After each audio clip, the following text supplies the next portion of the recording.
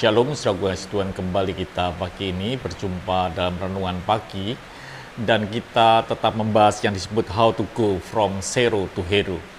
Bagian yang harus terjadi dalam kehidupan kita, dan kemarin kita bicara bahwa sesuatu yang zero bisa menjadi hero ketika kita mampu meletakkan Tuhan dalam posisi yang benar.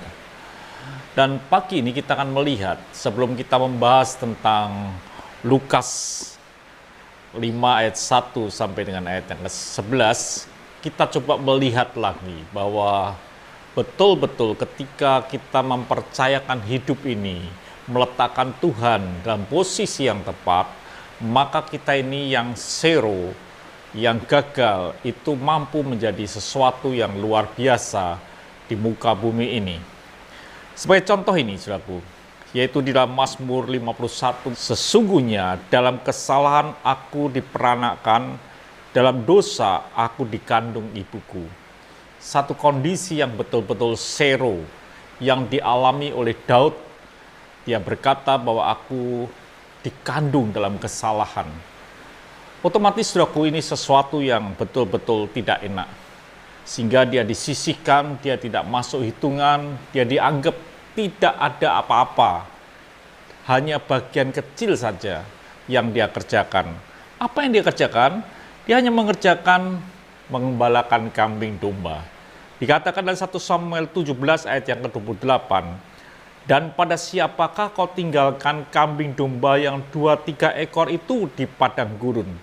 Jadi saudaraku kasih Tuhan, satu hal yang betul-betul memilukan, betul-betul zero dalam kehidupan ini. Tetapi kita melihat bahwa ketika Daud mampu meletakkan Tuhan di dalam posisi yang benar, yang zero itu akan tampil menjadi hero, menjadi sesuatu yang luar biasa di dalam kehidupan. Itu akan terjadi dalam hidup kita kalau kita bisa meletakkan Tuhan di dalam posisi yang tepat, maka yang tidak mungkin itu akan menjadi mungkin. Dikatakan dalam 1 Samuel 17 ayat yang ke-37, pula kata Daud, Tuhan yang telah melepaskan aku dari cakar singa dan dari cakar beruang, dia juga akan melepaskan aku dari tangan orang Filistin itu. Jadi saudara Tuhan, ternyata sejak awal Daud meletakkan Tuhan di dalam kehidupannya, yang menyebabkan Daud bisa sampai dalam posisi yang luar biasa. Ini yang harus terjadi di dalam kehidupan kita. Jadi kalau kita ini betul-betul memang gagal, tapi mampu meletakkan Tuhan di dalam hidup kita, yang tidak mungkin itu akan menjadi mungkin.